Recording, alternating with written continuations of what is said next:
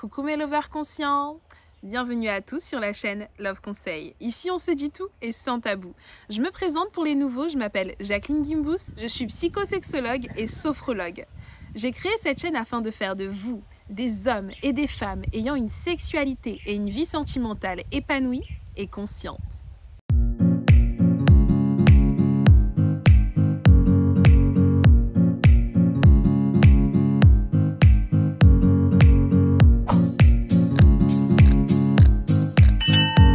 Alors, je tiens à vous préciser que j'ai déménagé. Pendant quelques temps, je vais vivre en Asie, donc ne soyez pas étonnés de voir un décor qui change. Parce que c'est compliqué de le faire, de filmer à l'intérieur. La connexion n'est pas top et les lieux non plus. Donc je vais peut-être vous faire un peu visiter. Alors actuellement c'est la Chine et bientôt ce sera peut-être un autre pays. Mais tout ça pour vous dire que c'est normal que vous me voyez souvent dehors et souvent avec la même tenue. Parce que là je fais une formation et dans cette formation on porte un uniforme et je suis obligée de le porter tous les jours. Mais j'ai décidé que j'allais pas arrêter la chaîne pour autant. Donc je vais continuer à vous donner plein d'astuces, à vous répondre en commentaire et pareil, je continue mes consultations, c'est juste que pour l'instant mon cabinet physique est fermé et donc toutes mes consultations s'effectuent en ligne. Que vous soyez célibataire ou en couple, que ça soit pour de la sophrologie ou de la sexologie, je suis là, mais à distance. Vive la technologie les amis. Aujourd'hui, j'ai décidé de vous donner 3 astuces pour vous aider à vous remettre d'une rupture sentimentale. Alors déjà, dites-vous que c'est vraiment comme un deuil, c'est une sorte de deuil relationnel, une rupture.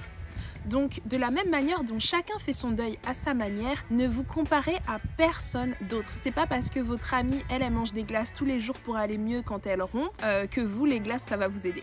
Qu'il s'agisse d'un deuil ou d'une rupture, c'est vraiment subjectif. Donc, ce que vous devez faire, en premier lieu, c'est écouter votre corps et votre esprit. Si votre corps vous dit « je suis triste », si votre esprit vous dit « j'ai envie de pleurer », pleurez.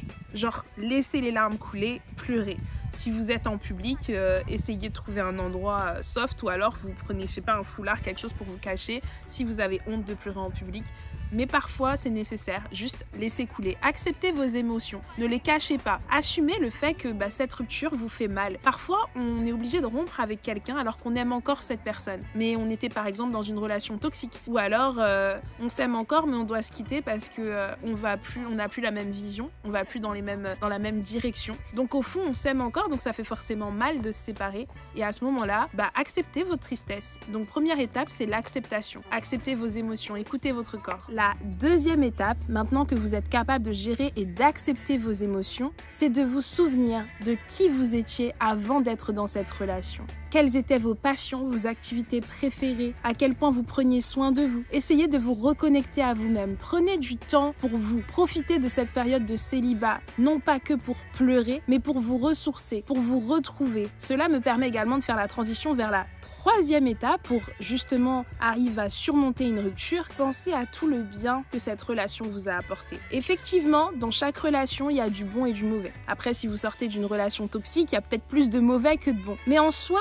vous avez forcément changé, vous avez forcément évolué. Le temps est passé, vous avez appris des choses, des leçons. Que ça soit une bonne ou une mauvaise relation, vous pouvez toujours en tirer des leçons positives pour être meilleur à l'avenir. Vous pouvez prendre note de toute la positivité, toutes les choses que cette relation vous a apprises, à quel point vous avez changé positivement, à quel point vous vous êtes amélioré dans la vie. Soyez fiers d'avoir rencontré cette personne, car il fallait que vous soyez ensemble pour que vous appreniez telle ou telle chose, pour que vous soyez plus mature sur telle ou telle chose. Donc aujourd'hui, vous repartez sur de nouvelles bases. Prenez le temps de pleurer, prenez le temps d'être énervé, prenez le temps de faire votre deuil, mais après, pour remonter la pente, pensez au fait qu'avant cette personne, vous étiez déjà quelqu'un, vous aviez des parents, des amis, une famille, des passions, des rêves, et essayez de vous reconnecter à toute cette partie-là de votre être. Et ensuite, dernière étape, là je fais un récap, dernière étape, pensez à toutes les choses positives que cette relation vous a apportées. Ces 3 étapes, c'est le b.a.-ba, c'est le minimum. Commencez par ça.